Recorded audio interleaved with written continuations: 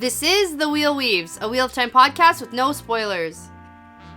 Hey everyone, I'm your host Danny, and I'm the first-time reader going through this series chapter by chapter. As always, there's no spoilers past the chapter we're covering, and that means it's totally safe for first-time readers. I'm joined by my co-host Brett, who's a longtime fan, and he's guiding me through this journey. We'd like to acknowledge and thank our executive producers, Brandy and Kirkwood, Chad Welsh, Sean McGuire, Yanis, Rikky Morrisette, Albert Lorenzo, Eddie Costello, and LightBlindedFool. And before we get into things today, we just want to thank and welcome Brianne Rosenthal and Leslie to the Wheel Weaves Patreon team. Thank you so much for your generosity and your support. We really, truly appreciate it. In this episode, we're talking about chapters 49 and 50 of Lord of Chaos. Yeah, so chapter 49 is The Mirror of Mists. And chapter 50 is Thorns. That's right. Yes. I have a confession. Okay. So, we've been very, very busy. Yeah. Right? This has been a while since we recorded. We recorded a whole bunch all at once because, you know, last weekend we went on a trip. Yeah. We went back to Winnipeg to see our family, and you had asked me if I read both of these chapters. Okay. And I honestly thought that I had. Oh my goodness, and you didn't. I didn't. So here's the thing. Chapter 49 is longer than we've had in a very long time. Yeah, it was. And there were multiple perspective switches. Okay. And I didn't have a lot of time to just sit down and read through the whole thing. So I would read a perspective and I'd put it down. And then I'd read another perspective. And I tried to read a little bit while we were away. But we were so busy. I got like a couple pages in. I listened to the end of chapter 49 on the airplane. Yeah.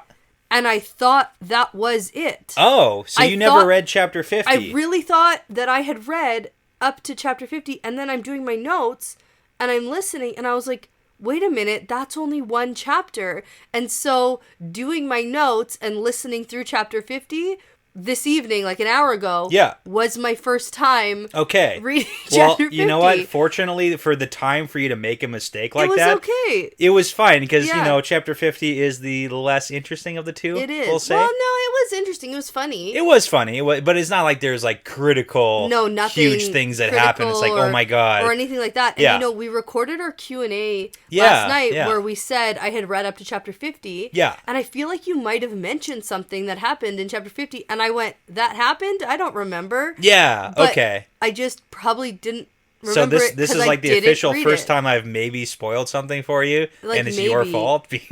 Yeah, and it's my fault because I thought I had read it. You told me you read it. Yeah, I don't think we even talked about it. Like maybe like relationship problems or something like that. Maybe something like that, and I just looked at you confused and we moved on. Yeah, so I was like, I don't remember. So. Okay, all right. Well, you know what? That's okay. I'm going to give you a pass because like of all the chapters for you to do that on, this was probably the one. And you can't do that for the rest of the book. No, I didn't mean to. And I was like, oh my gosh, what do we do? Yeah. And I was like, nothing. I just do as normal. That's what it is. So here we go. Yeah, I mean, this is pretty crazy because after this episode, we only have 3 episodes left. Yeah. And we're in the final 100 pages of Lord of Chaos. Woo! In like our old fancy versions of the book. So, whoop, whoop. Yeah, we're here.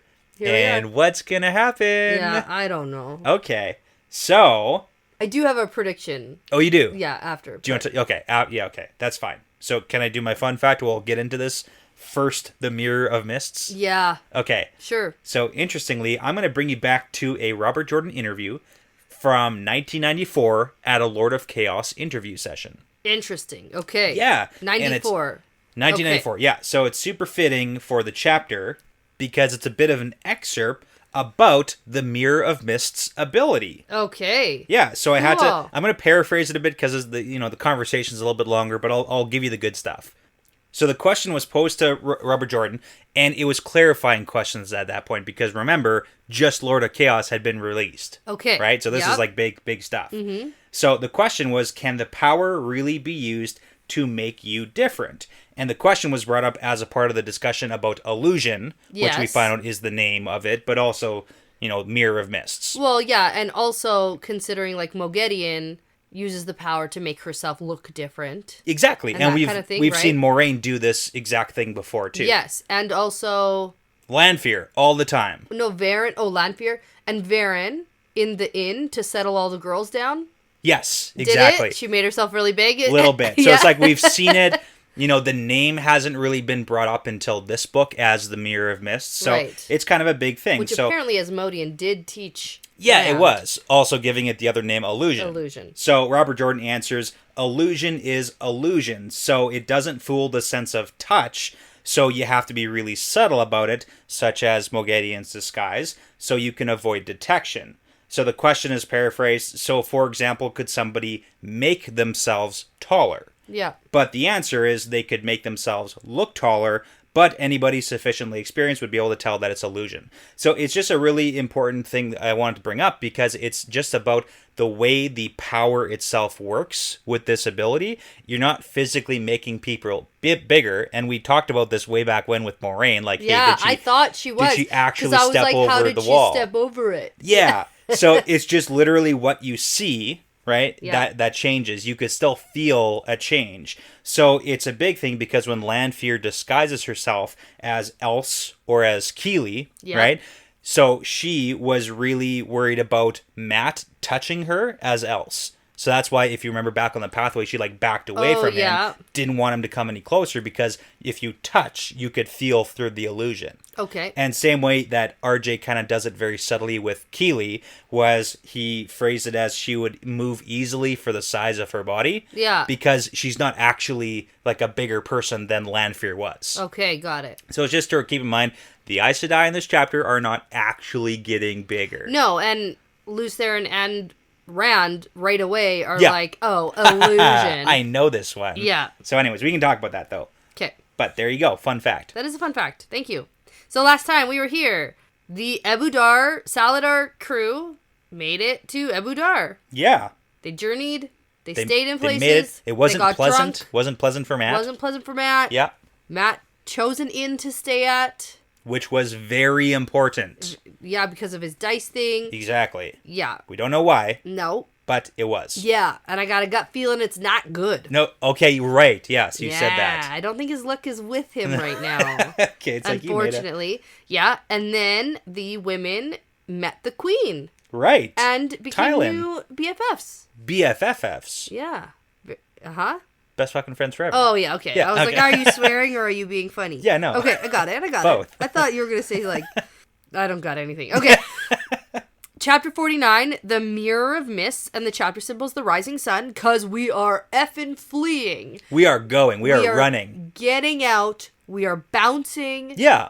Escaping. You know, it's kind of interesting because it's To very Cairhien. clearly like him running away. Oh, yeah. And everyone's like, yep, we're running. We're not running. like, oh, we're staying and fighting. We're not going to No. send him back and give him a message. No. It's we are getting the F out of here, guys. Yeah, and it's not like, oh, I'm going to go to send a message. It's like, no. We got to go. We got to go leaving. now. We're Yes. leaving. So we enter into Rand perspective. Rand is smoking his pipe with Perrin in a courtyard. He asks Perrin if he'll reconsider going to Tyr, but it seems like Perrin is digging his heels in, doesn't want to go. Yep. Their conversation cuts off with Perrin sitting forward, frowning at the door because he Can hear. footsteps Yep. earlier than other people can. Yes.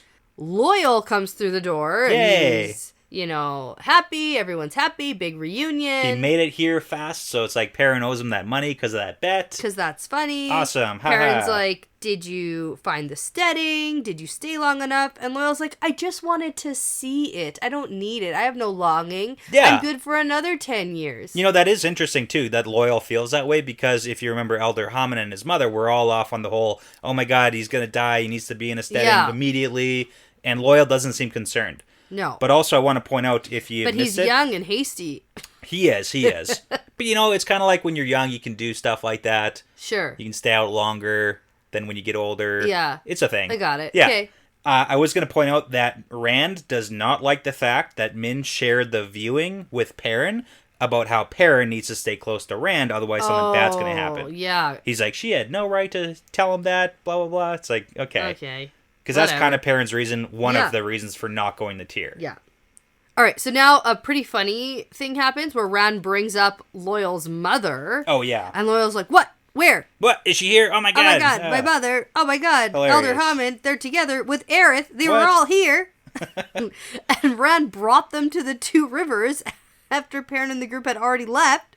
Yeah. And then Loyal goes on this big rant about being too young to get married. It's a whole long rant.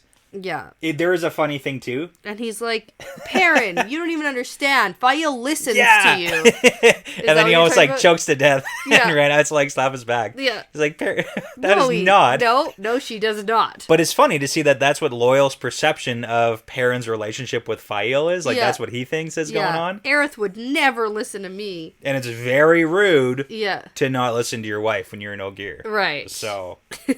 Let me tell you, it's always rude. Yeah, definitely. That's my marriage advice. That's my marriage advice to everybody. It's very rude to not listen to your wife. Exactly.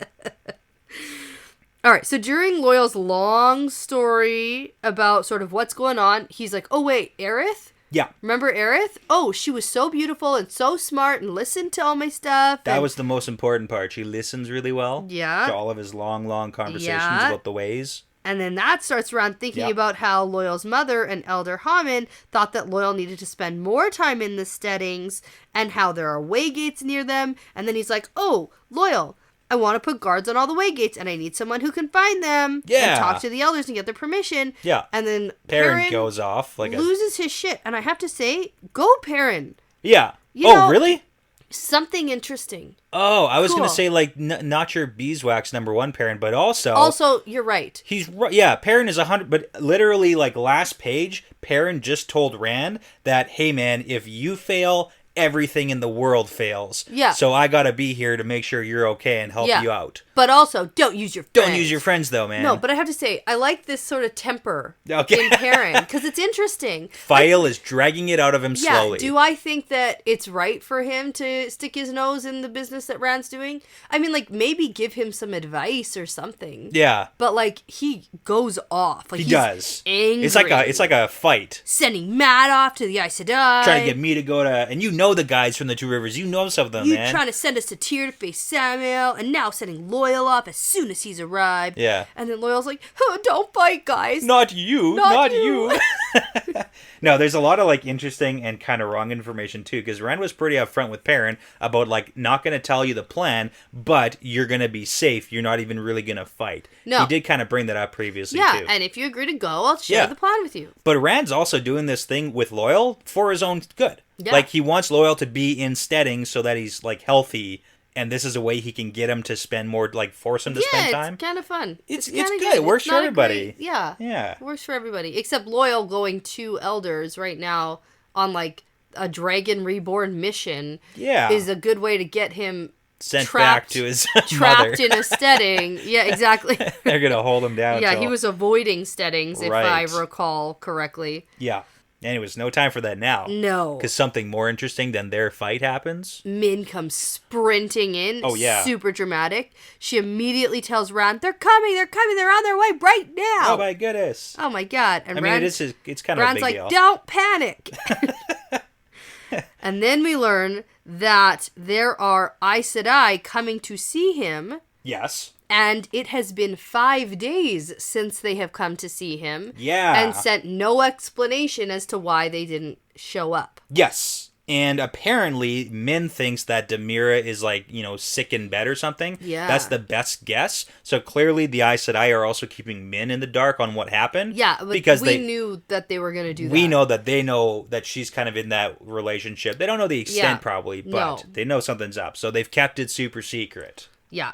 But Min does let up that she overheard a conversation by accident that 7 of them are coming and their plan is to throw Rand off. Yes. Be in the sitting room or then wherever. Make him come to them. Right. Yeah, good plan, sort of. Yeah, and they did not ask, permission or anything like that. Yeah. So, we gotta talk about their plan after we're done their plan. Okay. I want to talk about it. After we see what happens. After we see their plan how completely it goes down. foiled. Yeah, I want to talk about that. So. Yeah. You know who's not happy about this? Lews Theron. Oh, yeah. He's like, oh, my God. This is the worst. He's not. He is not. He stirs and he's like, oh, my God. This is terrible, terrible, terrible. 7. I can't handle 7. Rand's saying, don't panic. And on the inside, LTT's like, panic. Oh, my God. But, I mean, it's kind of interesting. He thinks that maybe he can handle 7 people with the little fat man Terangriel, too. So, yes. But that's, like, pretty cool. And also, I have to say, I don't know if Lews Theron fully understands that these Aes Sedai The are strength? not as strong. Like 7 from your age Yes. that you're used to 7? Yes. Yeah, I mean, That's that's a what I big was thing. That's a big thinking. thing. Yeah. Because we have heard him reference them as like half-trained, girls. Yeah. So it's like, so he does know. possibly, we don't know. What we don't does know. he know? What does he really know? What's he letting What up? an interesting character. Oh, it's so good. Okay. So much nuance. But I mean, maybe he can. Okay, so Brett, there's literally no time to waste. Okay, let's go. Let's go. Rand tells a maiden to get someone. Nandera, don't say someone. Oh, Nandera's the new leader. Pandera. I remember. Panera? We had this conversation. We got it wrong. I still don't know which is the right one. Yeah. Yeah. That's definitely wrong. Pandora? Pandora's box. It was between Panera Bread or something. Pandora. Okay. Anyways, Nandera, she's the leader. She's running the maidens. The maiden has to go get Nandera to get everybody to the Grand Hall now. Maidens are already on it. Oh, yeah. They know what's up. Min wants Rand to take this very seriously. Yeah, he's not really. Not really. He's kind of on the outside. Yeah, I think he's just trying to keep cool. Yeah, he's keeping the freak out. But the Aes Sedai seem ready for a fight, and then we get that Min has to stay out of it, so that the Aes Sedai don't know that she's part of this and spilled the beans. Yeah, exactly. So then it's time to get moving. There's also a funny horse joke. Oh. Where Rand's like, bring my horse to the Grand Hall. It's a pretty funny joke. Funny. Well, because he's also kind of like making fun of Sulin, I think he is at the time. Probably. Let's always make fun of Sulin. Generally speaking, like, I'm pretty sure if you're ever making fun of it's Sulin. And well, he's trying to help her meet her toe faster. Yeah. I think, by humiliating her, like, more. Yeah. I think that's how he thinks that works. I think he might be calling Sulin a horse, too, because it's like, Sulin's gone running as fast as as a hare. Okay, never mind. I was going to say, that would be really funny if he's like calling her, bring my horse like Sulin. No, that would be awful. That wouldn't be funny. It'd be good. Okay, whatever. It's fine. Anyways, horse jokes, we're good. Everybody get to the Grand Hall. All right, everybody get there. Yeah. So by the time Rand gets there, there's already over 100 maidens. Oh yeah, this is a showdown. Plus more Aiel. Yep. And a bunch of the wise ones. But Bashir and the other nobles know to stay out of this one. Yes, probably smart, because this is also really important here. The maidens, we get this in like a sentence here, that their veils are up. Yeah. They are ready for a fight. Ready for a battle. Yep. I'm surprised they don't do anything. When the Aes Sedai start, like, threatening and, like, making themselves all crazy. It's good. It's power moves. Like, it's so good. Yeah. It's wonderful. Okay, so Rand makes it there, sits on the throne, and then, like, within seconds... Yes. He just got there in time. He just got there, and it looks like he's been there forever. He's doing his whole, like, loungy business. I'm so my relaxed. Foot's up over the arm of my chair. I'm sitting upside down on my throne. Feet over the top. I'm so relaxed. That's how I used to watch TV as like a kid. Yeah. Yeah, that's it's like upside down on the couch. Yeah, it's funny. Yeah. So that's how Rand is, basically, more or less. Okay. Basically. And so the Aes Sedai bust in. Yep. Like, trample over a servant who's trying to announce them. Oh, yeah. And not just any servant. It's the head servant lady. It's head servant lady. Mistress Harford. Oh, my gosh. So Rand and Lews Therin have a fight over who gets to hold Sidene. And Lews Therin is in Rand's head saying, I told them 3 and 7 come. I must be cautious. And Rand's like, I did. Me. Rand I told them 7. Not you. This is so great. Yeah, and he goes back to his muttering. It's every good. time. It's so good. Yeah, fine. The Aes Sedai form a line, and Rand recognizes them all and figures the one he doesn't know must be this Demira. Yes, because she's the one who hasn't really shown up at all yet, so she must be the one. And they all look very super serious. And you know what's super awesome right now? What? Is they formed the most powerful of formations, the Flying V. Yes. As we know from Mighty Ducks. Yes. They start on the line, they go into the Flying V formation, and approach. Yeah. It's pretty cool. There's also a soccer movie where they do the Flying V and then put the soccer ball on the kid's like back or something. It's terrible. Oh, wasn't that She's the Man or something? No. I think this is that might have been Kicking and Screaming. Maybe, okay. But yes, the Flying V. Okay, the Flying V, that is the move they're using. And interestingly too, Demira is taking the lead, as we assumed would happen from the previous conversation. She's the one who got stabbed. Exactly. So that's why she's doing this. Yeah. Another point I don't have the name, and I should have wrote it down. On Sure. Discord, somebody mentioned, there was a big talk about all the stuff you mentioned about how for sure those weren't Aiel who attacked her. And one of the things, if all of your points weren't Sure, enough. there's a lot of points. Yeah, another one was the guy had black eyes. Yeah. Which is like automatically unheard of Not in gonna the be. Aiel. Yeah. So I really wish I had the person to shout out on Discord, but I lost it. They know who they are, hopefully. They know who they are. Okay. Yeah. Now, the Aes Sedai are intentionally ignoring the Aiel. Yeah, because keep in mind, they came in assuming and hoping that they would get here first. Yeah. But they're going with it. Didn't work, but they're just going with it anyway. They start forward towards Rand, and Rand can feel them embracing Saidar. And with every step, they're growing taller and taller. Yeah, so this is when LTT jumps in with his, they think to impress me, spitting the mirror of mists. Yeah. And Rand already knows this from Asmodean's teaching and also from Moiraine. Yeah. Yeah. Yeah, so this is the big thing, too, is the Aiel see it. So they're kind of like starting to freak out. And this is when we see that their veils are up. Because Nandera has to like stare them down and be like, quit shuffling around, guys. Yes. Because they're just like growing bigger and bigger. Right. And then Demir launches into her whole speech that's clearly been planned and makes her voice super big and loud. Yeah.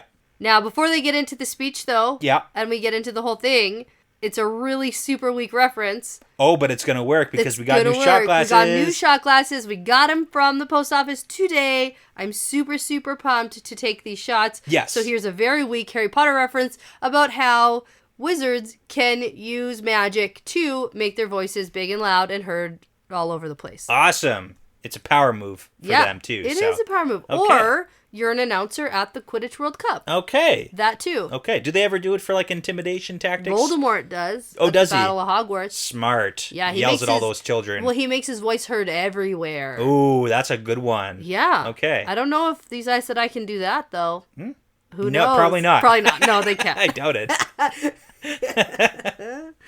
Okay, so these are from Matt on Discord. Yeah. Thank you for these Super cool. ones. Yeah. They are from Memphis, Tennessee. These are very fancy. I got, like, Elvis, got some rock and roll stuff going on. Yeah. Some blues and rock and roll. Yeah, these are very fancy. Yeah. Okay. I think you got, like, Graceland. Yeah. Maybe, yeah. I've never been to Memphis, No. so that's the extent of my knowledge. That's it. That's all I got. But it's a really cool place. I'd like to go. Cheers to that. Cheers. To amplifying your voice as you would As a singer. as a musician singer with a microphone. In Memphis. Nailed it. Good job.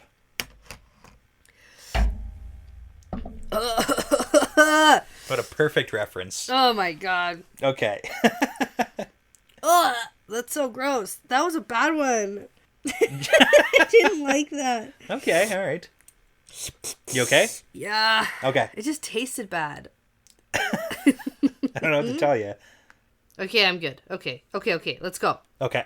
Before you get into the speech, I want to point out here, too, that Melaine is shifting, and she seems, like, annoyed, and she's, like, sniffing loudly in annoyance, because she can channel, so she can probably actually see the Aes Sedai doing the weaves. Yeah. Even though the rest of the Aiel can't necessarily see that. Ooh, good point. I and forgot Rand she probably can can't channel. see it. So, okay. yeah, so she could probably see what they're doing in, like, reality. Yeah. Interesting. Okay. So, basically, the short version of this whole speech is the rules you put in place for us, we're rejecting them. You have to learn to respect Aes Sedai. You never learned, and now we're going to come and go as we please. We're not listening to your rules at all, and we're not going to be watched or followed, and any future insult to us will be punished. Boom. And then they close with the whole, like, this is how it shall be. Know that we are Aes Sedai. Cool. And they're like giants at this point, right? So they're like twice as tall as an Ogier, I think they referenced. Yeah. So they're like gigantic and like staring down at Rand and trying to intimidate him on his throne. Yeah. So the interesting thing is that, I want to talk about it now, actually. So as Aes Sedai, we know that they do things, maybe not to this extent, but they do stuff with rulers in negotiations in the before time. Yeah. Before the Dragon Reborn came into the world. Yeah. And them, as an embassy, this is their plan. This is their game plan that they are executing. Yeah. And it's weird because A it's little like bit. 'Cause they're they've coming been in. disrespected. But Yeah. the problem is they've never been, in their minds, disrespected to like this level. Because who would dare? Yes. Because no one literally has the power to fight them on that level. Yeah. So everyone's just terrified of them. I have to assume that this has been something that they have done before to rulers. I don't know about that. I would say yes, just for the fact that they just came up with this. Like, it really seems to me like this is like, oh my god, someone attempted to kill an Aes Sedai. Yeah. Like, we've never had anything like this, and they had like all these round tables about like, how should we move forward with this unprecedented situation? Okay, and like, okay. this is what they came up with. This is like the best they got, though. It's crazy. It's crazy to me. Yeah. Like, strong arm by making yourself look big. Well, and yelling at them. And you know, later we'll get into their perspective. It's so bad. But they're like, oh my god, he might be stronger than LoC. Or it's like we have to assume it's possible. It's like, oh, they really don't know. Probably. It's like, oh, honey. You don't even have a clue. Shoot. Yeah. Because, at this point, I think that this is completely unprecedented and this is what they came up with. Okay. I don't think that this is something they've done before. Not to this scale. I think that they've done intimidation tactics like this before with rulers. I think this is something out of their playbook. Really? I do. I don't think that from what I've known about, kings and queens will always accept an Aes Sedai embassy or whatever it is. And I really just don't think that this is something that current day Aes Sedai have had to experience. Okay, cool. That's my take. So now the sisters stop in front of Rand. At this point, they're super, super tall. They're glaring down at Rand. And Rand makes himself lean back casually as if he doesn't care.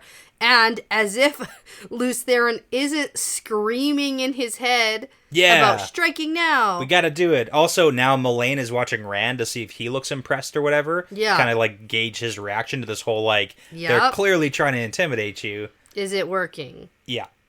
And Rand is also super confused about what was said about, like, new circumstances. Yes. And he doesn't really know, like, what's going on or what changed. Well, because he's thinking, like, hey, they accepted the restrictions that I put in place before, so, like, what changed? What happened? So the interesting thing is the only thing that did happen was the attack. Yeah, but Rand doesn't know about it. Rand doesn't. That's, like, kind of more confirmation that Rand definitely has no clue. I thought at some point it might have come up. Sure. But then I think, if anything, it would have made this even more confusing because they wouldn't have believed Rand not knowing about it. Well, right? they assumed that in the conversation they had prior to this when they were planning this stuff out, they're like, if we bring it up to him, he's just going to deny it, obviously, because why wouldn't you? Yeah. So if he did deny it, they'd be thinking that he's still guilty. So it's just like all bad. Yeah. All around. All right. So Rand tells them that the tower emissaries in Cairhien have accepted the same restrictions and have also offered gifts instead of threats. Yeah. And Demira says, well, they're not us. We won't buy you. And then Rand struggles with LTT in his head because he's like, we can't take them. You're not strong enough. We should have attacked sooner. We should have taken them out already. Yeah. So. And then Rand's like, well, watch this. I mean, it's pretty good. He's got a good plan here. Yeah, so he considers his options. He's not sure if he can make 7 shields with the Aes Sedai already holding Saidar. Yep. But he wants to do something to impress him and gain some footing back. So he weaves spirit, fire, and earth and strikes, and the mirrors of mists, mirror of mists, shatter. The illusion. The illusion shatters. And now, is this because he did shield them? No. Or he just, he did not shield them. Disrupted their illusion. He, cut the flows of the illusion to shatter the illusion. Interesting. He did not shield them. Okay, and now it's just the Aes Sedai, standing there regular size. And they're like, oh my god, for, half a second, they're definitely shocked. Yeah. So, good for him. Yeah. And then Demir's like, okay, well, you've heard our requirements, and we expect them to be met. You're going to listen to us. Yeah, listen to us, boy. And then Rand just, stares at them, and Lews Therin is going crazy in his head. Yep. Super crazy. Super crazy. He's going off the handle here. Yeah. And then he stands up slowly and is like, nope, the restrictions stand. We are not getting into this power struggle. Yeah. I'm right, you're wrong. I'm big, you're little. And one more thing. I mean, this is big, too, because he's like, I'm going to put one more restriction now, is I demand respect that I deserve, because I'm the dragon effing reborn. Yeah. It's like, you're going to give that to me now. And now the meeting's over. F off. Yeah, you can leave now. F off, little ladies. Yeah. So, I mean, it's a big thing, because Rand does, in a large way, have to show to the Aiel that he's not going to be intimidated by the Aes Sedai. Right. Because we already know there's like a bunch of animosity between the Wise Ones and the Aes Sedai. So if Rand is like going to tuck his tail between his legs in front of the Wise Ones to the Aes Sedai, that's just terrible altogether. And of course he doesn't want to do that. But he also has to do the shattering of the the illusion to kind of make a bit of a show about it. And just be like, you didn't intimidate me. Yeah. I'm stronger than you. Like, I know what you're doing. Your big plan didn't work. Yeah. It went really, really poorly. And then the Aes Sedai leave after waiting long enough to make it seem like they're not leaving because Rand told them to. Yeah. And then after they're gone, Molayne says to Rand that he handled them very well and he should have taken them by the scruffs of their neck and taught them honor. Yeah, and it's like, she says that's what they're going to have to do in the future to make them show that respect, because you can't get no respect. Yeah.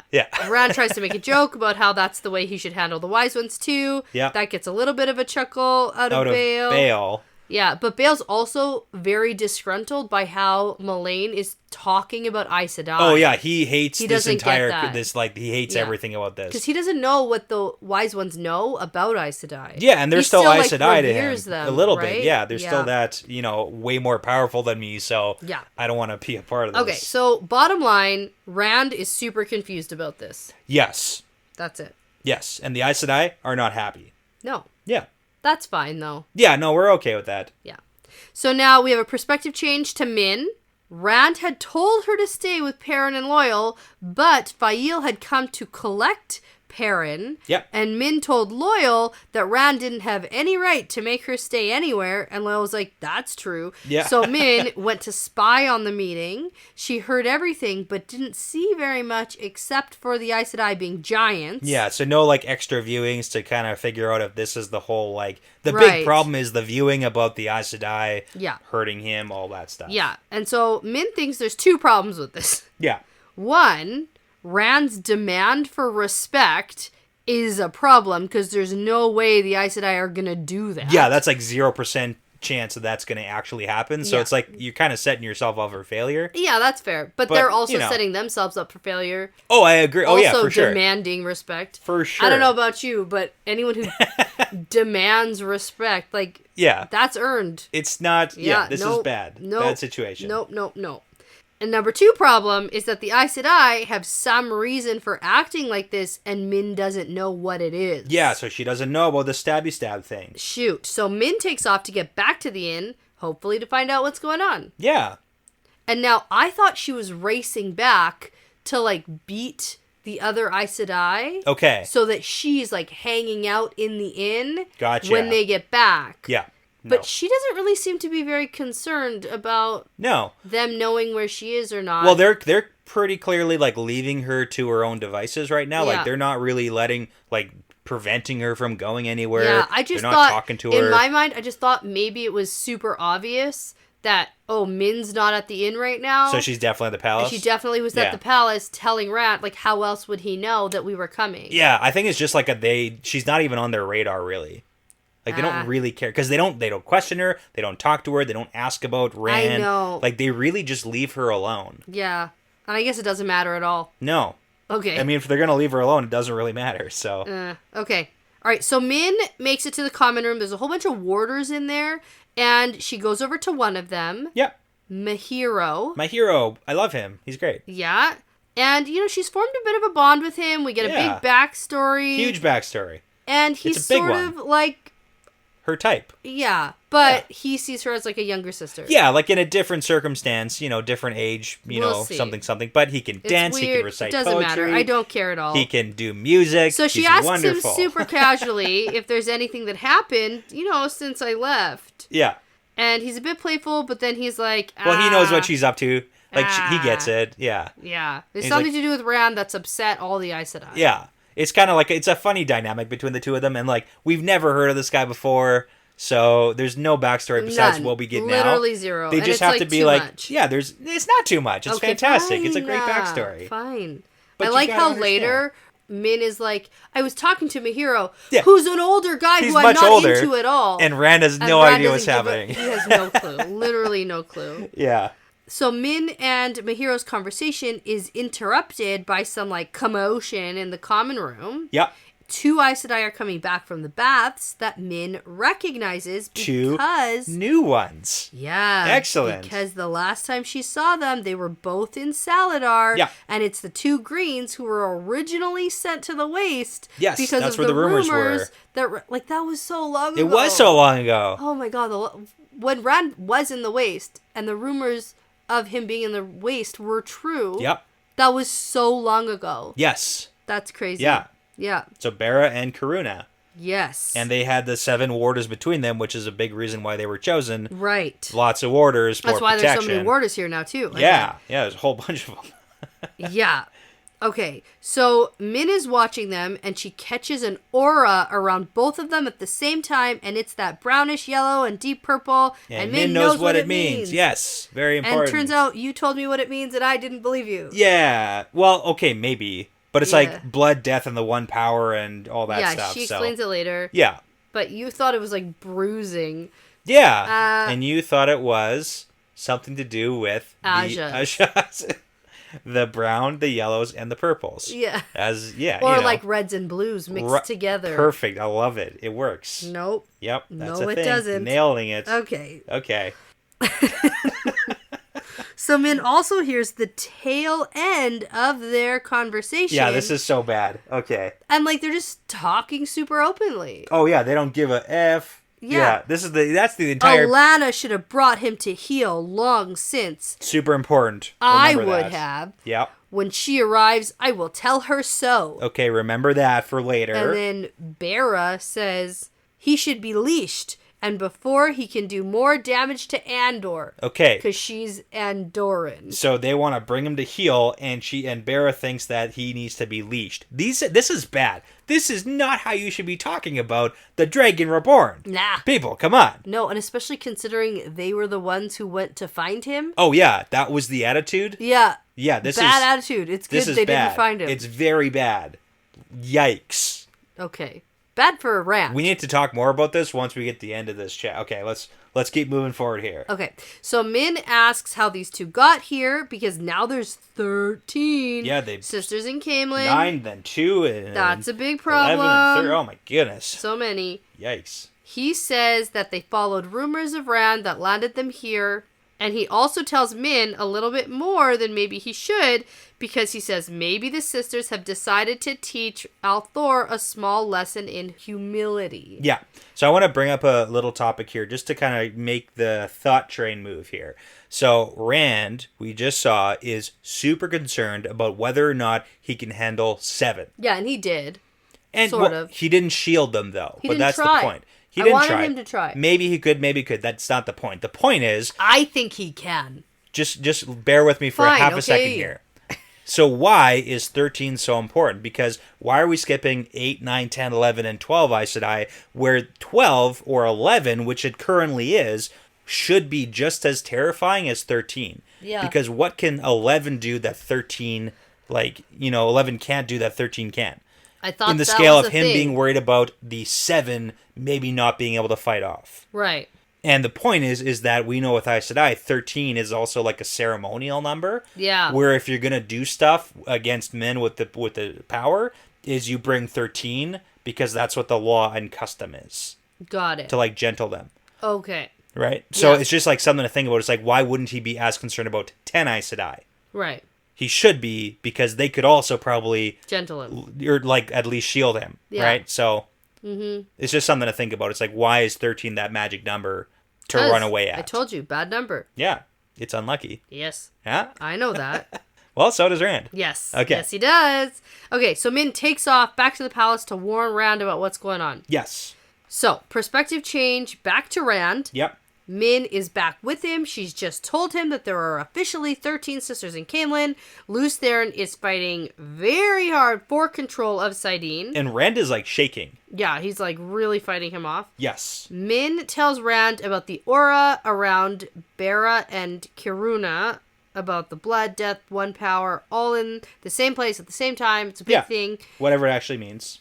But to Rand, whatever this might actually mean, it doesn't change the fact that on the same day that he was challenged, the number of Aes Sedai was 13. Yeah. So it's like the coincidence is too big and we got to get out of here. We got to go. So, yeah. The problem with viewings at this point with Min is that we don't know the time part of it. Yeah, we don't know it's that like, at all. yeah, blood, death, one power, but like in what time scale? Mm-hmm. Because the last battle's coming, guys. Yeah. It's on the way. It's on the way. So. We'll see. Yeah. We got some books left. A few. Yeah. But how much time? I don't know. Yeah.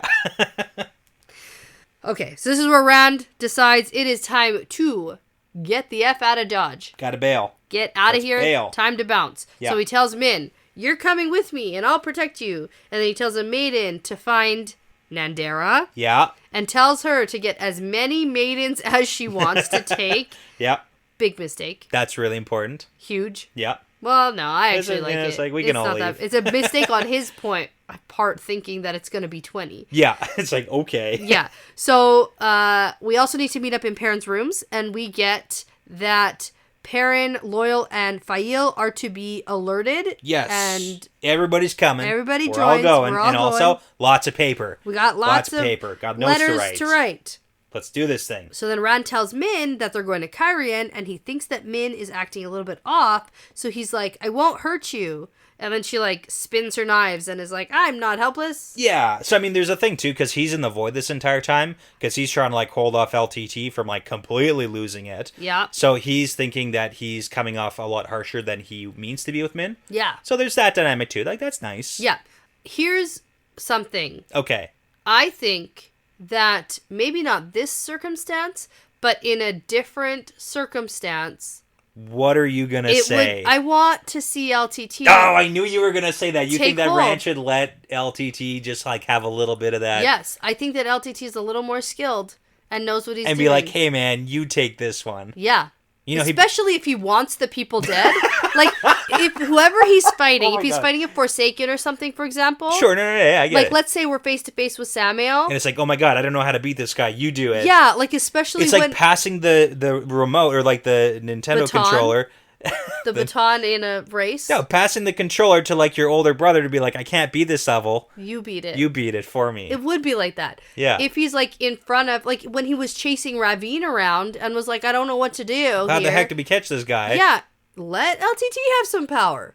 He probably Take the wheel, LTT. Especially if you're facing someone you want to die. Lustar wants to kill everyone. Yeah. Let him do it. Let him kill the ones that you're not quite sure how to kill. Love it. Okay. I like it too. I think that's a great idea that will never backfire in any way. Nah.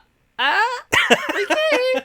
I want to see it. I think it's so funny. So the voices in your head, have you considered listening to them and just letting them take control? Yeah. Okay. I mean, he knows what he's doing. I get what you're saying. Yeah. Hey, okay. You don't have no point. Like, there is a point. You have a point. I know that. You know, there you go. Okay. So let's keep moving through this, because now we're just going to, like, basically get the heck out of Dodge Rand here. and Min get to Perrin's room. The whole main crew is already here, including Sulin being a terrible servant. Oh, yeah. Rand explains about the 13 Aes Sedai situation. We're going to Cairhien.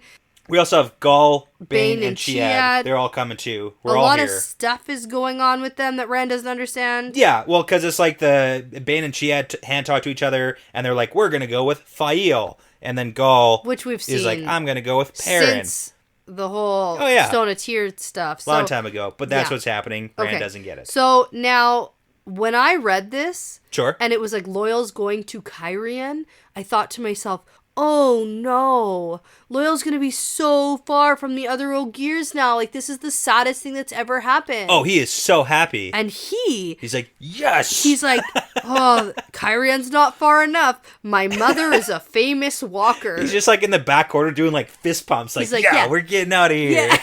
He doesn't care. No. I care more. And notice, okay, so I have a list of the letters, and it's really funny because... Oh, we get a breakdown of who's sending letters to whom. Yeah, okay, I'm going to skip the Loyal first, because Loyal, from what we can see, writes a letter to Aerith. Mm-hmm. It doesn't look like he writes a letter to his mother or Elder Hammond. Nope. I bet he's like, you're beautiful, and I'll totally marry you. Not now. Yeah. It's gotta wait. I have a book to write. I think that Aerith would be sweet. I think that Aerith would love to travel around with Loyal. Yeah? I think she would like that. So nice. Okay. I think that it would be cool. I think that they'd be a cool you know, couple. Aerith and his mother are already kind of like battling it out, duking it out over Loyal. Yeah. Because it was the whole like, my Loyal, no, my Loyal. Yeah, that whole deal. So, okay. So Perrin writes to Daniel to tell him and the Two Rivers men to follow them to Cairhien as they can. March, let's go. And then he almost writes to the Two Rivers girls, but then Rand and Fael both tell him, like, hey, don't do that, of course the Aes Sedai aren't going to let them go. Plus, they probably don't want to come. Like, what are you doing? Yeah. Fael writes 2 letters to her parents. One, she has to restart, like, a bunch of times. Yeah. Who do you think that one is? Mother. Okay, fair point.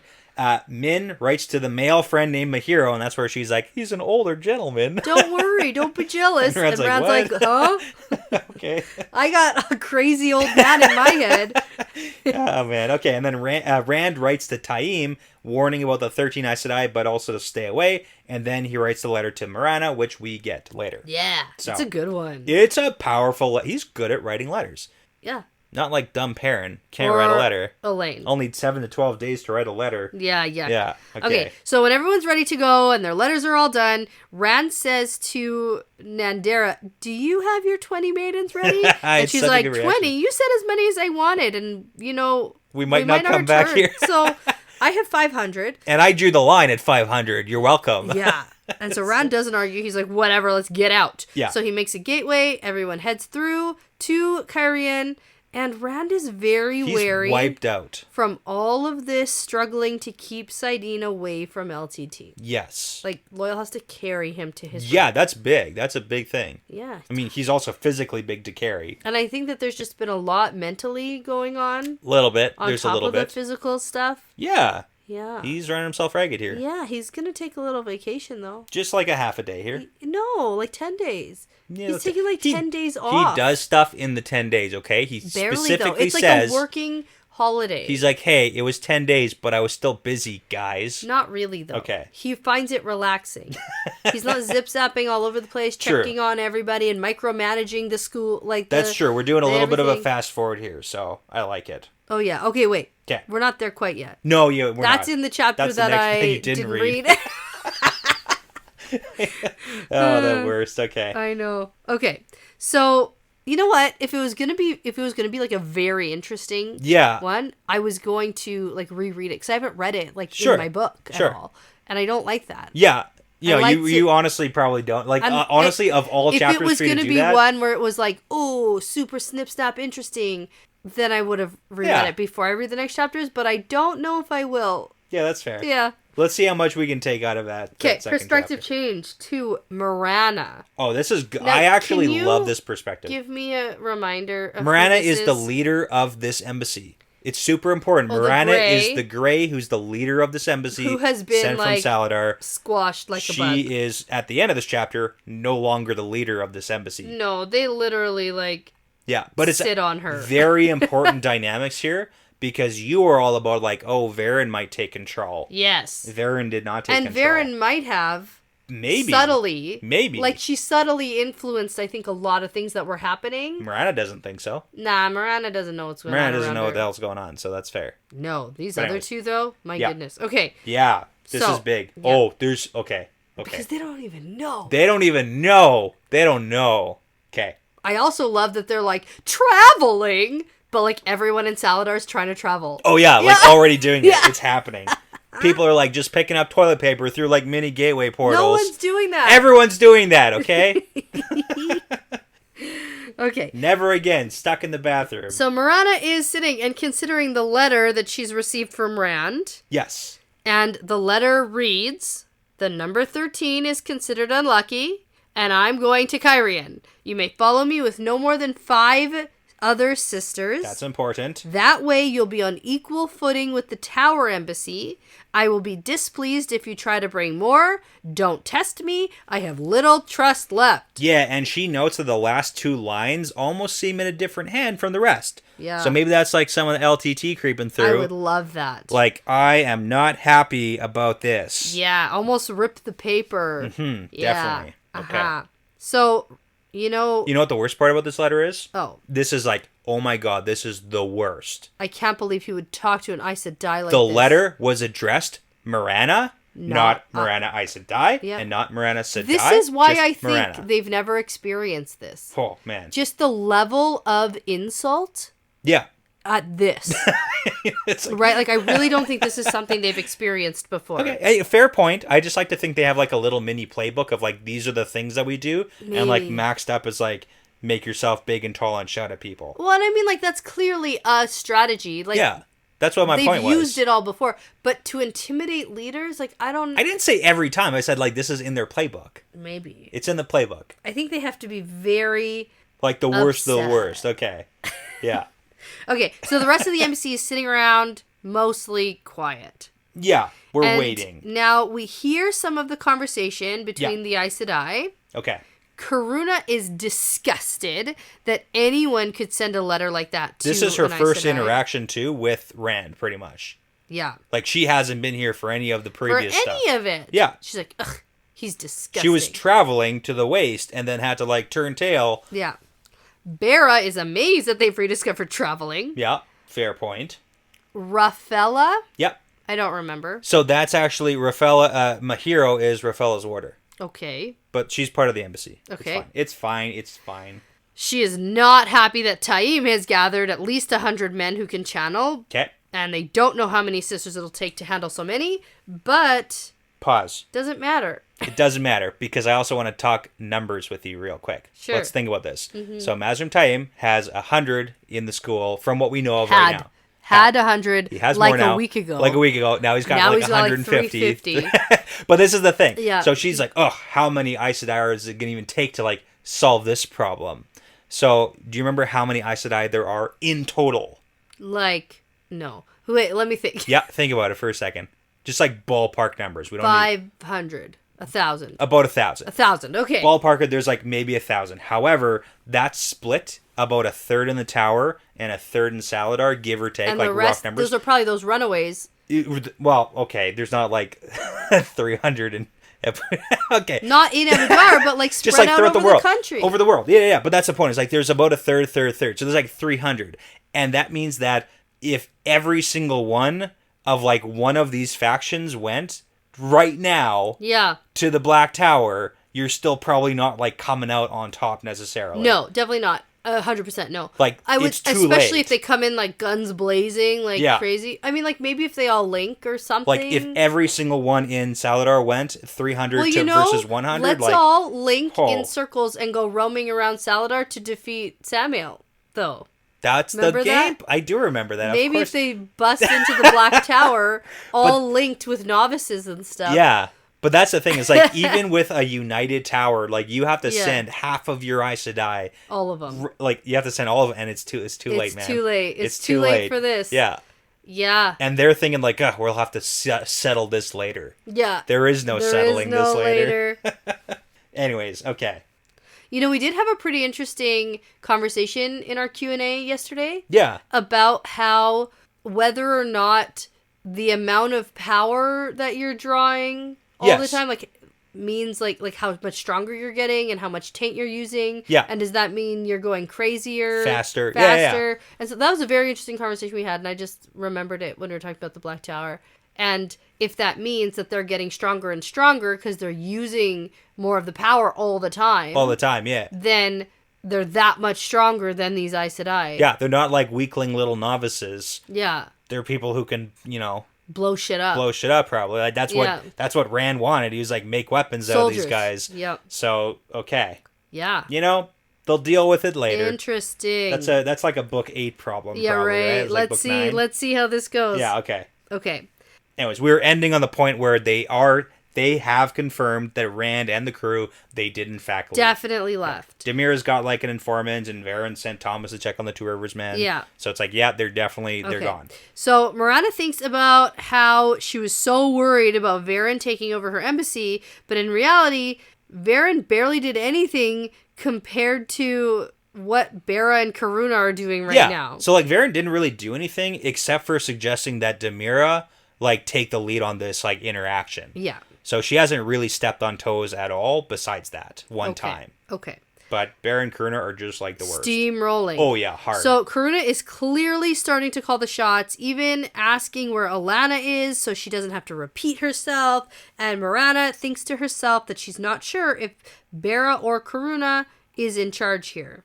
Yes, we are seeing like a live shot of events of Marana being unseated as the leader of this embassy. Yeah. And it's kind of interesting because she, in her thought process the entire time... She sees the leadership, like her leadership of the embassy, and the embassy too, crumbling around her. And she's blaming it on the fact that the White Tower isn't whole. She's like, if the tower was whole, this would never have happened. But it's because of the fact that we're all split up. But it's like, that's not why this is it's you're doing a terrible job so far. Yeah. And you immediately gave power to Varen, which is you shouldn't have. Well, and to be fair, they think they're being threatened by Rand, so they don't have any other. But it's she's a great. That's what your entire faction's thing is negotiating. Yeah. And pacts with leaders around the world. That's your thing, man. That's what you're supposed to be good at. Yeah, even if they threaten you and try to kill one of you, you should probably still be better at negotiating than just go and threaten him. Yes.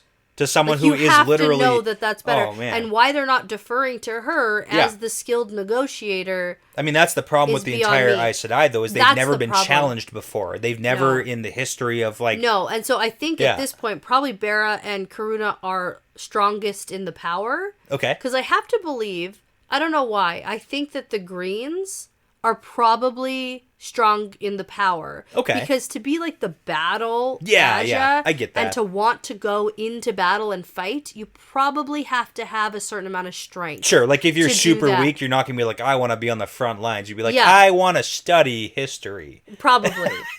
And I get that. I understand that. I can relate to that. Yeah. So, I mean, I have to assume that these two are higher and stronger in the power and therefore used to being higher in the hierarchy. Yeah. Right? So okay. Yeah, they just stomped in here. Yes.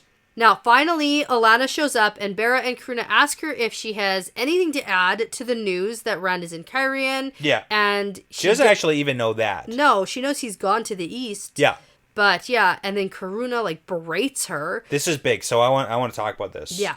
So, you had the gall to bond a man without asking, and you have not bent him to your will. So this is a thing. Bending a man to your will is probably terrible and just as bad, but everything you've done is already bad. But here's the thing. This is a confirmation that with a warder bond, you can very literally bend a man to your will. Yeah, it didn't sound to me like it was... Okay, now here I am arguing something that you're literally telling me is I'm fact. telling you. I know. We've heard this before. I know, but when I was reading it, I didn't see it like that. I saw it she just tried to use compulsion on him in addition to him being her warder. So it's like that, but an internal thing through the warder bond. Okay. It's the warder bond gives an inherent ability to compel your warder to do stuff. That's not good. It's bad. That's why it should be consensual. And why the warder before they're bonded should know. But that's the big thing is that she's coming in here and saying as soon as you bonded him you should have done that, and she's I fucking tried. I tried to. And that's even worse that as soon in that scene. Have you ever tried to uproot an oak tree with your bare hands? Yeah, but in the scene what it was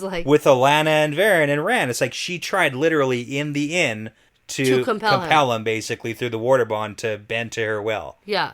And it didn't work. That's crazy. And that's pretty probably crazy. Didn't help her mood. No. Because the leashing him didn't go exactly as planned. No. So I mean it's pretty bad. Yeah, and she's super pissed and a little bit almost protective of Rand as her warder. Yes, because that he's her property now. Yeah. Because he's the warder. Well, and I also think there's a little bit more to that because she can feel his emotions and stuff, and I think that she's connecting to him. And I actually have a fun new prediction that Alana is going to turn against the rest of the Aes Sedai and be on Rand's side. Oh, interesting. Okay, because we talked about that because of this bond. Yeah, we've kind of talked about it. Is Rand and Alana, are they going to kind of become a duo? Just because, bad start, but maybe they can regain some You know ground. what? I honestly, that would redeem this a little bit for me. If they can, kind of struggle through together.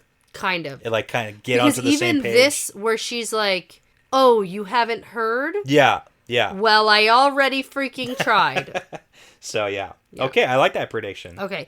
So, Karuna starts making plans on who is going to be following Rand to Cairhien. Yep, this is important, and too. Morana thinks now's the time to jump in and be the leader, stay the leader. I can do this. Go, and Morana. She launches into a speech about how she brought this embassy to Cairhien and how we did this together as an embassy, and Rand was to be enticed into leaving Caemlyn so that Elaine could be put on the throne, which would place Andor behind them. Yeah. The whole thing. And Rand, then eventually 2 or 3 of them would take Moraine's place as an advisor. Yeah. So this is a big speech because the lead up to Morana's point is then, at the very end of this, she's like, and the problem, the place where all of this went wrong was you two, Bera and Karuna. You guys showed up, made the number 13, and now he's run away, so it's your fault. Now he's fled. Yeah, everything was going perfectly until you showed up. Right. Okay, but then Karuna basically takes the lead, starts giving orders on who's going to follow around, and ignores... Yeah, they tell her to sit Morana down and shut completely. it, so Morana is effectually cut out. She gives it one more shot, though, and starts shouting, "We need him more than he needs us, and I fear he knows it." And that's like... Yeah, that's... Okay. That's it. You don't admit that. No one wants to think about that. Yeah, sit down, shut up. Karuna goes back to planning with the group, and is about to put Morana in the group of Aes Sedai, heading back to Saladar. Yeah. But Morana says super meekly, "You may find some need for a Grey." Yeah, it's And like a they pity say, invite. "Fine, you can come." So this is big. Okay, we got to talk about this numbers. So in the note that Rand sent to Morana, what do the notes say about how many people can 5. come? 5 plus you. 6 total. Okay. Equal footing. And then Bera and Karuna say that Karuna and Bera are going, and Faldrin, and Masuri, and Raphella, and Seonid, and Varen, and Alana, and Morana. Oh no, that's so 9. there's 9 going, not the 6 that Rand said that if you don't I bet obey they'll that, hide it's 3 gonna in the go bad. countryside. Oh, you think that they're gonna hide 3 in the countryside? No, that's what they think they're gonna do. Or So- they're specifically Yeah. disobeying. Okay, so for the record, Demira, who got stabbed, is going back to Saladar, and then Valinda, Karen, and Berenicia. So we got 4 of the 13 going back to Saladar, and then 9 heading on to Cairhien. Okay. And to end this chapter, Morana thinks about how she hopes the Tower has chosen a strong Amyrlin by now, because it's going to take a very strong woman to bind everybody back together. She gives a couple name examples, and there's some glossary definitions. No. There are. Just Cool. I'm going to do the highlights. So for... No, hold on. I haven't said the thing. Oh, yeah, okay. It's time for glossary definitions with Brett. Okay, so for Deanna, because of course that's how you pronounce it. Yeah. She was the one who, after Hawkwing's death, got them to stop the siege of Tarvalon. But Rashima is like the badass one.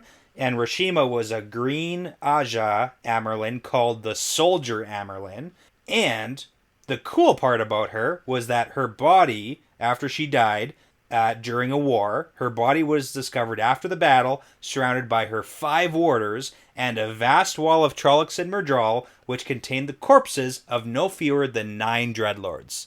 Whoa. So Rashima's like a badass Amyrlin who went down taking out a whole bunch of baddies with her. Cool. So she's just thinking we need super strong, badass Amyrlin. And I have to tell you, I think you got it. Possibly with Egwene. I really think... Egwene, not Elida, right? So Yeah. Okay. I mean, Elida's strong, but not like that. Yeah, not that kind of strong, but No. you see Egwene with 5 orders and doing stuff. Yeah, but I'm talking more about the strong of heart. Okay. No, I get that too. I That's think fine. I'm drawn to the fighty stuff. I know. I'm going to give her a couple years where she's going to get experience, and Sure. she has Swan as a tutor. Nice. Yeah. And then she's going to apply her own Egwene-ness. All Yep. the stuff that bothers me about Egwene in her real life interactions. Yeah, makes her a good makes leader. her an excellent leader. Okay. So, all right. Maybe well, not a as- yeah. medium leader. Yeah. A very strong, that sticks to herself and isn't swayed by anybody leader. Yeah, exactly. Okay. Okay. Cool. Chapter 50. Let's do it. Which I totally read. You totally read at least one. I did read it once. Yeah, I listened to it anyway. Yes, wink, wink. You read it at least once. I read it at least once. Okay, chapter 50, Thorns, because Fail. Yes. And the chapter symbol's the wolf. And that damn prickly, big, woolly dress she wears to bed. Oh, no. The worst. It's so gross when so my funny. wife wears a big, thick nightgown to bed. I would also hate that. Like, who wants that? Nobody wants that. What? I can wear whatever I want to bed. You can. It's just like, do you want me wearing a big, woolly, I don't care. Honestly, thick dress to bed? I honestly don't care what you wear to bed. You're gonna die That from doesn't heat, bother me at all.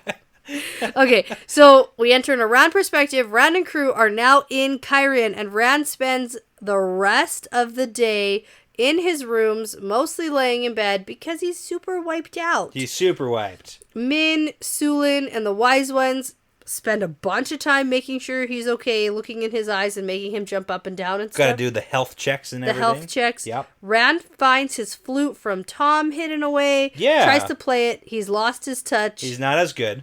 But he plays for Min a little bit. Yeah. That's fun. Yeah. Still, she's teasing him, though. Yes. Definitely. Just teasing. That's it.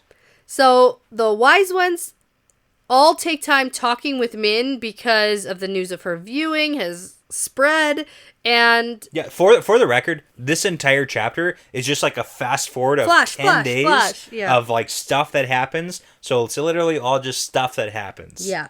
The timeline isn't even that super important. No, it's not at all. Yeah. Yeah, the Min stuff is not a secret anymore because the news of the twins is not a secret because that's a big deal. And they tell Min about like the dreaming stuff. Which she's she's like, oh my god, talk to each other? How would you talk to each other in dreams? That's crazy. We get like a medium viewing from Min about Cerelia because she's like, how old do you think that Cerelia is and that Colinda? No, it doesn't make any sense. Is it Colinda or is it Cowinda? I was thinking it was Cowinda, the like guy Shine. I was like, not that one. What about her? Different one. Yeah, okay. Yeah, that's the problem with listening to it and not reading it. Yeah, it's like a medium viewing. We don't really get anything, but it's just something. And we do get like a reference to a song that might be a dirty song. I don't care. Rooster in the Gum Tree. Okay. No. Makes me think of Kookaburra. Sits in the old gum tree. Yeah. Yeah. That's not a dirty song. That's a children's song. In this Brett, version. What the hell are you talking about? The wheel turns, man, okay? It's a remix. Okay. So a note comes to Rand from the Tower Embassy asking if he's sick and he's interested in healing. And Rand's like, no, thank you. They're very nice. Like, there's a big difference in these letters. Contrast between the Saladar Embassy and this one. They're very polite and nice. To be fair, they haven't been attacked. Sure. In their interpretation, Rand. Yeah, but he also puts them off and puts them off and puts them off, and they're still very nice and pleasant. Yeah, but I feel like being attacked by Aiel in the street changes your outlook. Yeah, well. Yeah. Yeah, well, that's your opinion. Yeah, so Rand sends back a polite note, declining, and he also sent an offer for Gawain to come and visit, but he never replied, and this makes Rand sad. It's very sad. Because Rand puzzles out that Gawain must believe this stuff about his mother, and Rand liked Gawain. Yeah, from the interaction they had, like, they were nice. Yeah. And at the time, Gawain liked him, too. Yeah. So, I mean... He's grown since then. He has. And now he thinks of Rand as competition for Egwene. And, like, I have to chop off Rand's head because that whole dream sequence stuff. Right. And he promised Egwene he wouldn't hurt Rand. He did so promise that. Order to not hurt Rand, I have to stay away from him because I'm probably going to hurt him if I see him. Ooh, how do you feel about a sword through the heart, Rand? Take that. Okay, so 3 days later, Tower's sister sent another request for a visit, and then 3 days again after that, but Rand still declines, making excuses. Yeah. However, Rand can feel that Alanna is coming closer and closer to Cairhien. Yeah, so they are on the move with 9 sisters. 9 sisters. Terrible. Come on, guys. Yeah, I actually didn't count, and I didn't realize. I know you didn't, and that's why I pointed it out. That's funny. Yeah. So in these days, Rand makes a visit to the school. Yeah. Sees a bunch of all sorts of new inventions. Some are for sale now, like the tractor. Yeah, from last time when you were like, you should put some in production. Yeah. They're putting it into production here. Listened. The good ones. Now there's all new ones. Good.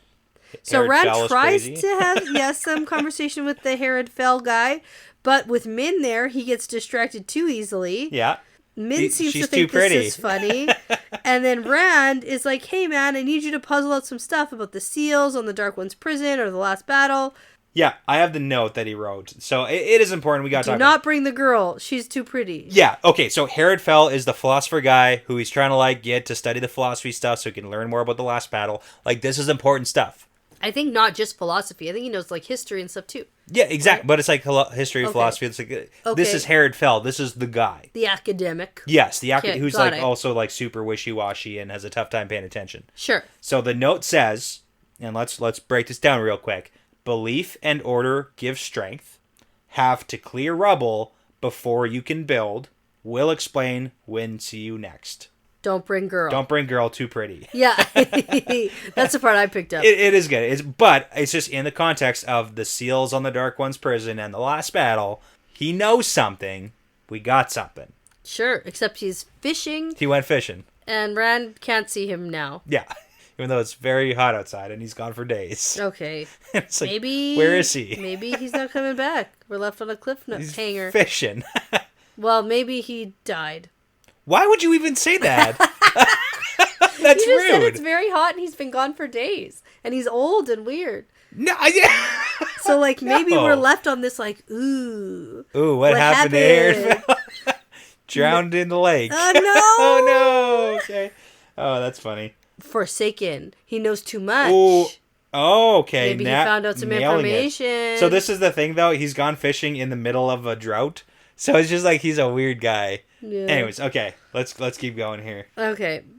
So during these days, Min spends as much time with the wise ones as she does with Rand. And Rand is like, I'm sad when she's not around, but I don't know why. No, he does know why. He only wants her around to view the nobles, and that's it. Yeah, right. That's the reason. No, it's not. He likes her company. Everybody's catching feelings. Yeah. Okay.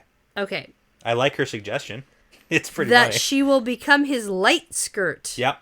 And then nobody's going to wonder why she's around all And the time. fetching him grapes. Oh, no, wait. There's no grapes. Maybe raisins. Yeah. Excellent. A light skirt is a woman of questionable virtue. Ooh. Yeah. Interesting. Okay. That's why he's like, no. Yeah. Terrible. But she's also like, she wants to be in some sense, and she wants to be with him. Yeah. So. But Rand is serious about being concerned about having people close to him hurt by the Forsaken or Dark Friends. And Pat and Fane. Yeah, but it's too late for that. She's already close, man. It's too late. Too late. He's got to do something. Now, he does have a bunch of different audiences with different nobles. They start up again. We get a summary of some of the viewings from Min. Mostly everyone's just going to die. Well, specifically, a bunch of the High Lords of Tyr are going to die. So this is pretty big. Okay. So we've got Marengil, who's going to die by poison. Colavir, that's the by lady. By hanging, right? Yeah, that's the one who's like setting him up with the ladies. Yes. She'll die by hanging. Myelin, I think Rand is going to... You think Rand's going to hang Yeah, Colavir? I think that Rand's the only one who really can... Order hangings at this point. Interesting. Okay. Yeah. I didn't think you were going to make predictions on these. I think she's going to do something. She's going to do something to get herself hanged. Yeah, she's the only one I know out of this list, so that's the only prediction I have. I like it. Okay. And then Myelin is going to die by the knife. Ooh. Anything for the knife or the poison? Nope. Okay. Don't care. Doesn't matter. But I will say that back in chapter 25 of this book, we saw the Tower Sisters plotting specifically with Myelin and Colavir. Ooh. That's the same chapter we saw them doing their like practice channeling in the fireplace thing. Yeah. And there was like a bunch of secret meetings. Right. And then also we've got Ericom, Maricon, and then Guayam, who will all die I don't even know those bloody names death. even They're a High little Lords bit. of Tyr. They're High Lords of Tyr. Come on. So basically Min is seeing like mass death right now, and it's bad. Or good. Okay. They're not great people. They're not, but it's like when you see mass death in viewings, like that generally is a bad sign. Unless they're bad people. Fine, like whatever. If we saw a bunch of the Forsaken in a room and it's like, oh no, they're all going to die. Yeah, that's not bad. These are just like kind of shitty High Lords. Exactly. The ones who are going to oppose Rand, probably. Okay. They're going to give Rand a big headache, and if they're not here, then we don't have to worry about them. Fine. This is why I should be a leader. Fair point. Just take them all out. Just kidding. Well, Rand's also doing his fight training. That's happening too. Yes. He's back to that with like Ruark and Gaul and the Terrans and stuff. Yeah. He's back to being buddies with Gaul. Yeah. I like that. Mm-hmm. And then... I wonder if Gaul is just so happy to be back with like Ruark and his... Like, we get no mention of... Like, Gaul and Bane and Shiad are just like reunited, and we get nothing about that. That's true. Like, I thought this was going to be such a big deal. We need a perspective from them because it's not important to Rand or Perrin. It wasn't important at all. No. Yeah. And I thought it was going to be a huge thing. Yeah. There's still a little bit of time. Maybe we could I thought them finding out about everything would be like, oh my god, But are we really going to rehash that all over again? I want them to know. Okay. Well, what about the whole Min liking to touch Rand's sweaty chest? Oh, yeah, I like that. And pinching his butt. And lots of kissing. Snuggling in his lap. And Rand's like, working lots of kisses. Prank. And he's just confused and trying to make it stop. Yeah. Yeah. Sort of. Well, no, he is trying to make it stop. He is. Yeah. Because she says, I'm not going to stop until you're like... Yeah, it's like the begging and panting thing. Begging it's like the weird... and panting on your knees. And so he even like tries to, like pretends to do that. And she's like, haha, it doesn't work. I gotta say that, like, that's like the RJ, like, slapstick humor or something. Yeah. Because, like, in real life, how does that translate? It's friggin' weird. Not well. It's like the slapstick None humor. of this works very well in real life. Like the whole falling asleep on his lap, garbage. No, I get that. Time passed. There was a time lapse. Several hours. So Min and Fael also don't really seem to be getting along very well. No, we kind of got that. Not quite friendliness, but like not quite unfriendliness. Yeah, they're not friends. They're not friends, but they're not friends. And then we also get that Min and Barrelane have their own little sort of like a showdown, stare down. The first time they meet, which ends in Min smiling.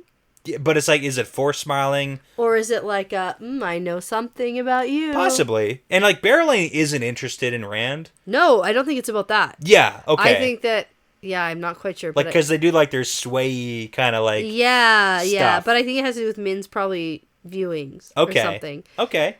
So at this point in the chapter, I wrote, oh my god, I forgot Barrelane is here. Oh, yeah. And now Perrin and Fael are here. Oh, heck yeah. Oh, my God. That's they're here thing. all together. And I wrote that all in my notes right here. And you know that's super genuine because I only read it once. So I was like, oh, my God. And then like literally the next second. Yeah, it's like, this is happening. It's going to happen. Yeah, and big time. Yeah. They've literally walked into and like her and on her turf. Yeah. Oh my God. It's huge. It's so great. Okay. Oh, also Min is reading a lot. Yeah. So it started with her like jumping up and like, the philosophy type stuff. Yeah. So like she started reading because she was like trying to occupy her time and like jump up and not look like she's doing stuff. Cool. She's reading. Hey. Cool. I'm cool with it. It's important. It's Min medium. likes to read. It's medium important. Rand also ends up confronting Barrelane about neglecting her duties, because remember she was like all holed away, like avoiding the Aes Sedai stuff. Which is like fair, because like they totally are threatening her probably. So. Yeah. And Ruark told on her when Rand came back. And so Rand tells her that there's a reason she's in charge, not Ruark. Rand doesn't want the Cairhienins rebelling because they think Rand's put an Aiel in charge. Barrelane asks Rand who he means to rule here in Cairhien, because specifically she's been hearing a bunch of stuff about the Aes Sedai spreading rumors about who is meant to rule here. Yeah. And after Rand tells her, like, hey, it's Elaine. She's like, oh, that's a good choice. Yeah, she does agree. Like, they'll probably accept her. Like, there is some claim that we know of that she could probably do that. So, that's a good thing. But then also the big rumor that the Aes Sedai are going to escort Rand to the White Tower. Yeah, because that's also probably what put her on edge with everything. It's like, what? And then Rand's like, you know what that is? And she's like, what? And he's like, Nanya. None your business. None your business. My business. My business. Nailing it. Okay. Good job, Rand. Barrelane straightened out. She's good. Sort of. I mean, mostly. She starts doing stuff again. She starts doing stuff again, and then also starts harassing Perrin. Oh, yeah, but only, like, physically and sexually, so, Oh, yeah, just that? Only that. No big deal. No big deal. So we get more time passing with Min, ordering lots of new clothes, because she couldn't pack anything from Cairhien. Who cares? Plus, she's practicing the maiden's way of fighting with hands and feet and knives. Which is notably very different and with Ruark the fighting with hands and feet. is annoyed that all the Cairhienin women are still, quote, playing at Giotto. Fair. And he's reporting that the rebels in the hills are still sitting and waiting, and the Shido are still hanging out. It's a lot of time lapse. So, like, this is all the events. This is everything that you ever wondered about what was going on in Cairhien. It's the same. It's literally, it's all the same. Okay, fair. It's the same, but What? It's important that we know it's the same. We know it's the same. So Rand also learns that Savannah is in the tents, and that's a big deal. Yeah, that's a big thing. But, wise ones say she's wise one, so it's none of your business. And Ruark and Rand study maps. It's a whole thing. This goes on and on. Okay, studying maps is important because Rand says we got to stop sending Aiel south to the whole Samael thing. Because that's gonna be not too a many thing. now. Too many now because Shido might do stuff, so we got to keep some here. Yeah, okay, in case they're up to some funny business. Exactly. Yeah. Never know. And then there's a bunch of Aiel politics stuff and nobles and stuff. Yeah, that's it. We did it, guys. And All right. Rand's taking a bit of a vacation. He is. It's been 10 days now. He Yeah. even started to like Min's advances, but he has to remind himself that she's only teasing. Definitely. Good summary. Okay, nailing it. Everything's the exact same. 'Kay. Let's talk about Perrin. And harassment. And harassment. I'll go on record. Don't do it. Don't do harassment. Don't do harassment. I'll say that. I am okay with saying that. Yeah. I'll take a hard stance. No means no, Barrelane. Yeah. He's being as forward as he can be. He is. She is not listening. It's okay. So yes, that's all bad. But it is an interesting dynamic to see Fael's reactions to Perrin and how he's acting versus how she wants him to act, knowing what we know about Fael and her culture. Interesting. You'll have to bring that up later because Okay. I'm not quite sure what you mean. So now we get a summary of Perrin's 10 days. Yep. He's bad. been having a bad time.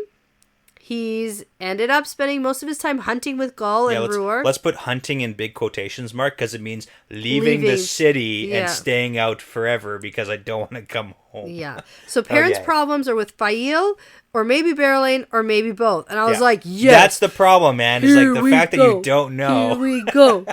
So it all started day one. Yep. Fael went off with Bane and Chiad to explore, and Perrin was the one who was stripped to the waist, not Barrelane. Barrelane walked in with her boobs out. No, she didn't this time. No, she didn't. She never did. I know. Okay. I know. All right. The There you problem go. is, I didn't read this in a book. Quintessential. Just Yeah. like, Boobs out. boobs out. Perrin's not boobs out. Perrin's boobs were out.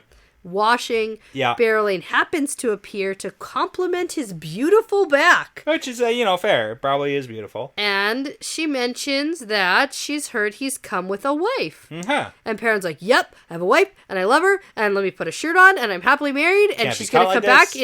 in 3 seconds, and I need you to leave. Get the heck out of here. Yeah. And when Fael comes back, she takes 2 steps into the room and starts smelling like jealousy and rage, and Yeah. Perrin is like, how can she even know what happened? This is impossible. But it's like, her perfume is still in the air. Probably something like that. So She digs his nails into when his they shoulders. do it that night, she scratches the shit out of his shoulders She marks him. and says that she marked him. Yes. So that's a thing. Okay. Yep. The next We're just going to morning- go with it, okay? I don't want to just Cultural differences. You have to. I don't want to. That's what's That's happening. what happened in the book. Okay. You know what? You don't have to like it, but that's what happened. Fine. Okay. The next morning, Perrin sees Fael and Barrelane talking down a hallway and catches the tail end of the conversation Yep. when Barrelane says, I always keep my promises. Do you remember what that promise was? That she was going to win Perrin or Yeah, something. I'm going to take Perrin away from you. Yeah. He's mine. I'm going to put him on a leash. Yeah. Or something, right? Yeah, exactly. That was like back in Stone of Tears And that's stuff. when I was like, Hawk! Ah! She's definitely the Hawk! Yes. Yeah. So it's interesting because Perrin asked Fael about this, and then she's Fael's like, like, I don't know. remember. I don't know. I don't know what Yeah. she said. And then things get worse for Perrin because Barrelane is stalking him. Yep. We get a whole bunch of, quote, chance meetings where she randomly appears and he realizes she's always touching him lightly on the arm or the shoulder. Basically, she's just the absolute worst. She's taming him like a horse. Get him used to touching a little bit, right? Oh, I have no idea about any of that. Well, it describes it in the book. It's like the way you Oh. tame a wild horse is like Oh. you touch very gently, get them accustomed to your touch that it's not going to hurt, and then eventually the saddle goes on, eventually the bridle. So it's like, Okay. Yeah. So things get worse than this. it does. Perrin starts to dread smelling her perfume, tries running in the opposite direction whenever he smells her. During the 10 days, nobles find out who Perrin is and tries to track him down, wants to talk to him about his connection to Rand. They're trying to get close to Rand through Perrin. They're trying to build relationships, get info, but Perrin doesn't know anything. And also, this is Cairhien, and Perrin is the worst at Game of Houses stuff. Which means he's the best. Which is, like, debatable, because it's like, he's just, I don't know, go find Rand. Well, that's what Rand... Remember how Rand was terrible at it? True. And it was, like, the best The move. best, but that was also, like, some Taviran stuff. And I think in Perrin's case, it's, like, less Taviranness and more, like, it's just, like, he's having a bad time. I think that this is the best way to play Game of Houses is just to not talk to anybody. Yeah. It keeps everybody on edge. So he's also like too straightforward a lot of times because he's also smelling the dangerousness of Mylan, Marengil, and Colavir, which are the 3 who are going to die at some point in time. Yeah. So. All right. Berelain keeps up her harassment. Yeah, still going with this. Perrin does his best to mention Fael a whole bunch every single time they interact. He even asks Berelain to stop, leave him alone. She doesn't let up at all, just pretends she doesn't know what he's talking about, which is, of course, the worst. Yeah. And then, at the worst possible moment, Fael shows up around the corner when Berelain is touching him or like standing too close. Yeah, it's like all the time. It's like the quintessential, like, oh, it's not what you think. It's such a compromising position, sort of. Yeah, and then he notes that while he's trying to apologize to Fael and be like, nothing's going on here. She's following me. I don't know what's going on. She smells very thorny. Yes. Which is funny. So here's the thing that I was talking about, the culture way bit. For somebody to smell. Yeah, she's prickly. Yeah. Right? Okay. So here's the thing what we know about Fael and her culture. We heard the conversation about Fael's mom and dad. Yeah. So Perrin is going about this whole like wishy-washy, I'm sorry, Fael. It's not what it looks like. I'm not doing anything. I'm so sorry. I'm so sorry. I'm so sorry. Fael doesn't want that from Perrin. Yeah. Fael wants him to, you know, in her mentality, like, take her by the scruff of the neck and be like, I'm not doing anything with Berelain. You're being an idiot for even thinking that. Let's do it right now on the floor. Right. Like, he wants that, she wants him to be that strong figurehead to tell her to shut up about the Berelain stuff. But he doesn't even know what's, like, going on. He doesn't. I know. That's the problem, because literally at one point Perrin thinks what he ought to do is turn her upside down and smack her bottom till she sees sense. But that didn't go well last time or something like that. But literally, if he does that, that would be better than what he's doing currently. For her, yeah. For Fael. That's and that's her why love language. It is, though, Yeah. and that's the weird thing. It's like Yeah. a different relationship. And Perrin doing the exact opposite, like the simpering, I'm sorry. Yeah, saying I'm sorry makes worse. her anger, even more anger amongst the Thorns. Yes, Yeah. it makes it just amplifies it. Yeah, and in it's Fael's even mind, worse that she's not yelling or even talking back. Exactly. Now it's gone like silent. It's like, you know, it's so bad, and it's like he's dug himself really deep into this hole. It's hard. It's a hard place to be in. Yeah, and then he's pissed because she's clearly talking to Bane and Chiad about the situation and not him. Yeah. And he's like I guess a communication guy. I don't know. I like medium. Yeah, the worst part is, though, that Fael is starting to go to bed in a thick wool nightgown. Terrible. Gross. Terrible. Perrin gets so angry about this, but only internally and doesn't share that. He even tried to initiate doing it, and she was like, nah. I'm tired. Terrible. I have a headache. And it's like, we're supposed to be making grandchildren. 6 of them or something. Right now. So many. At once. Oh, man. Okay. Yeah. Okay. Guys. So by the 6th day, Perrin decides the best way to handle this is to not handle it at all. Which, again, is like, that's the problem. He's not handling it. Yeah. Yeah. Peace out. Berelain will just move on to her next target once Easy I'm peasy. gone. If I'm just not physically not here, she'll forget about me. She'll move to someone else. No. Okay. She doesn't. Berelain's motives. Piss off Fael. A little bit. But also, she is like the first of man. No, her motive now is pissing off Fael. This all started in the Stone of Tyr. Sure. The fact that she spoke with Fael and was like, I keep my promises. This has nothing to do with like her getting ahead with people in power anymore. Boom, counter argument. I just want to It might have been there. initially. I tell you. Yeah. It was initially, that was her plan. She did it with Rand and she moved on to Perrin.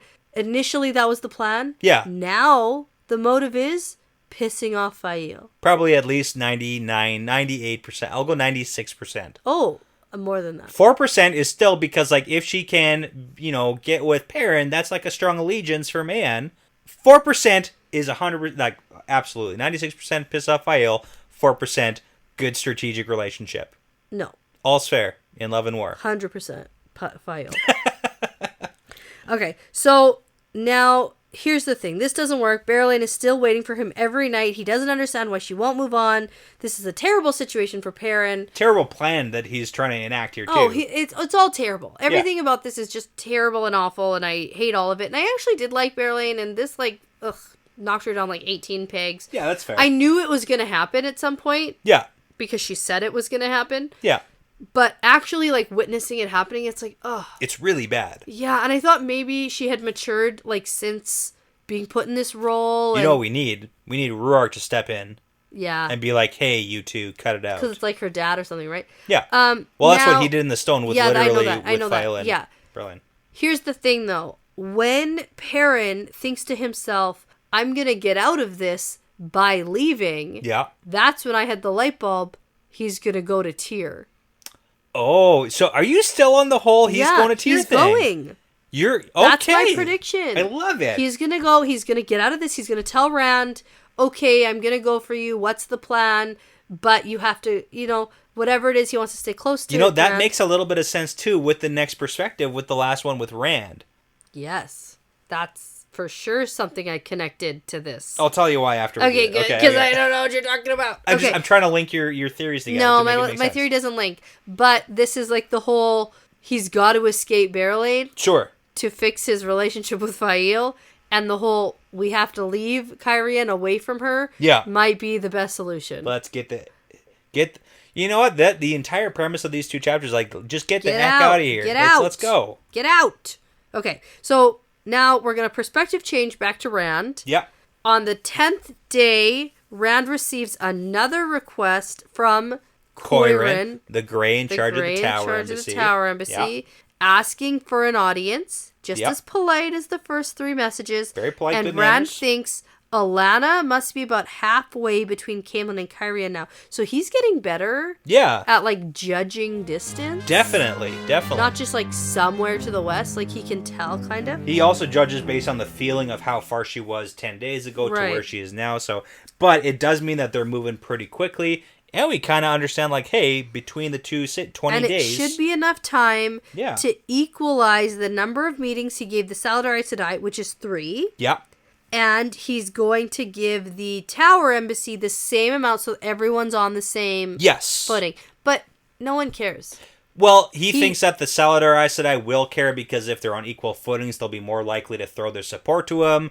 And that's kind of the issue is that But the issue is, like, the Marana and the Saladar Embassy are kind of coming at him pretty hot right now. Yeah. So he's like, how do we regain some of that power? Yeah, he's like, okay, they're going to throw all their support to me, everyone's going to support me, and then I can turn my attention to Samael. And that's why the Perrin stuff makes sense. Yeah, but here's the thing. Yeah. I'm thinking, Rand thinks I can't turn my attention to Samael when I have all these Aes Sedai on my back. Yeah. So that's why my prediction for the end of this book is we're actually going to be left hanging on the Samael plot. Okay. Because he's too concerned. I think there's going to be an Aes Sedai showdown thing. Okay, cool. So. Cool. That's but Perrin's where I'm going. at. Perrin's doing the Samael Perrin's going to thing. go. He's going to escape Yeah. his current situation. So Rand's like, yeah, you can visit with me to Coirinn. And then LTT mutters something about killing Samael this time and killing Damodred this time. Demandred this time. Yeah. What did I say? Damodred. Who's that? That's Moraine's family line. Shoot. And like Lawman's family line. Okay. And Gawain's family line. Or Galad's family line, sorry. Okay. Yeah. Anyway, I thought that was a big deal. Yeah, okay. Because this is where you should let LTT take over. Yeah, let him kill him. Do it. Whoa. Samael and Demandred. Okay, yeah. Cool. And that's how this chapter ends. Yeah. That was a lot. That was a big one. We only have 6 chapters left. I'm so excited. We have less than 100 pages. Yeah, I need to get back into it because I took some time off to the point where I didn't even read a chapter. I thought I had read the chapters. Can I tell you something? Yeah. You're not going to want to do that for the rest of this book. I bet. Uh-huh. Yeah. Well, you should go read. Yeah. I don't even want to like talk about anything else. Okay. I want you to go and read. Yeah, the next couple chapters are long. Yeah. Big ones. I bet there's perspective switches. Perhaps. And I bet there's going to be some chaos. You did it. Okay. I did this stupid thing. Okay. All right. That's where we are. Here we go. So before you try to intimidate the Dragon Reborn and do a terrible job of it, completely fail, I'm going to say that this is part of the pattern now. Yeah, it's part of the pattern.